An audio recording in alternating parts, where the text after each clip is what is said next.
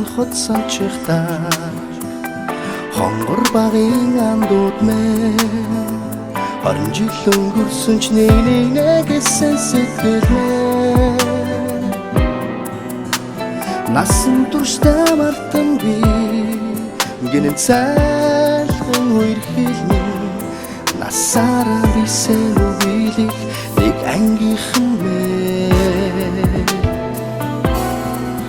цацалхтаа сончихтаа ойрхон багын андууд минь урсах цаг хугацаанд нэг нэгсэн сэтгэл минь энэхэн насанд мартамгүй гинэн цайлган үерхэл минь эргээд бисэн